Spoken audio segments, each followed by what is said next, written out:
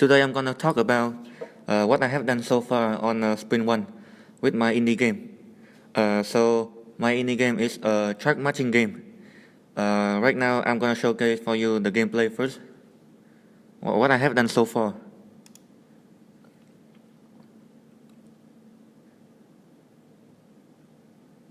So like any other track matching game, you have to match at least 3 pieces to be able to match the pieces. You cannot match 1 or 2 pieces because it's not allowed to do that. I'm gonna show you the code. That's how I can make a track matching game. First, I make a function that called populate match list. This function will need a game piece. I call it piece to add. So the first thing I do is to make a defensive programming to make sure that the current match list and the piece to add is not equal no. So this function can work perfectly. The next thing is I check the count of the current match list. If it equals 0, which means there's nothing on the list, I'm gonna add the first piece into the list, which is a piece to add. Next thing I'm gonna check that is if the list have contained the next. If the list have not contained the next piece and the match value of the next piece is equal to the first piece that I pressed, and also I got a bool to check that if I can drag to another pieces. The bool is next to.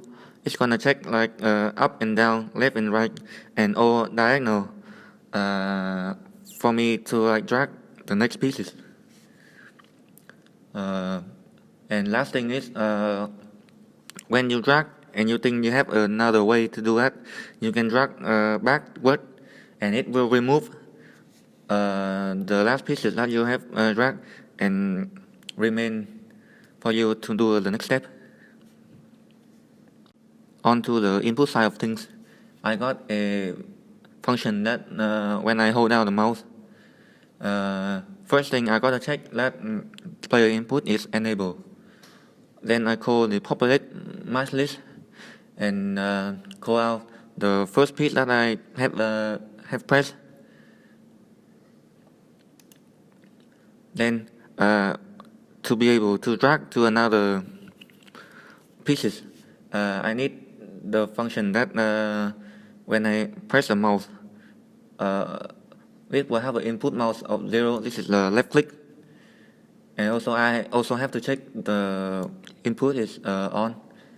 Then I call exactly the same as the on mouse down function. And last is when I release the mouse, I got a function called in piece manager. And I'm gonna show you.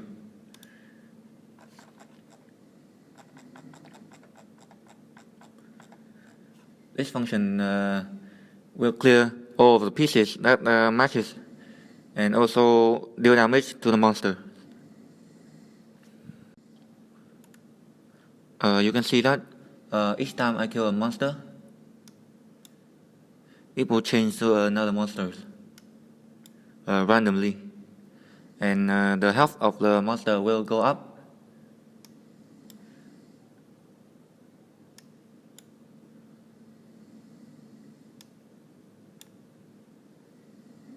And also I made a help bar to be able to see that I have dealt damage to the monsters.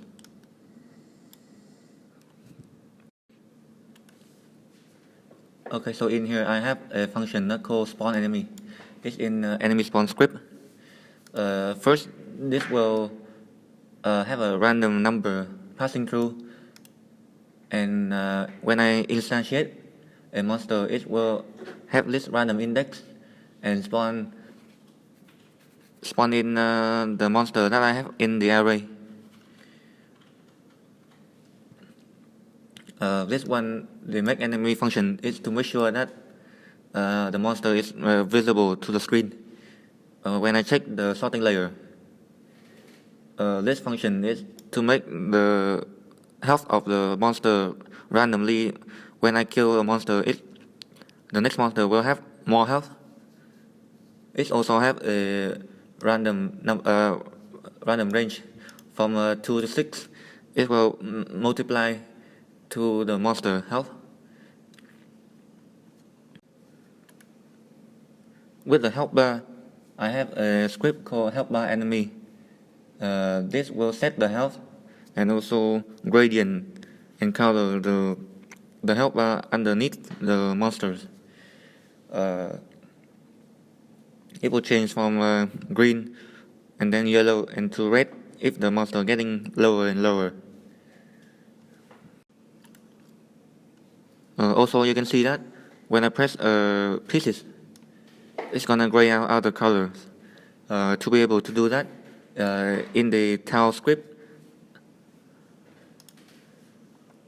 whenever I press to the pieces, I have a function that called gray out, and this is gonna loop through the board and find that which color have the same match value at the pieces that I have pressed, and also a function that normal the color of other pieces when I release on mouse up.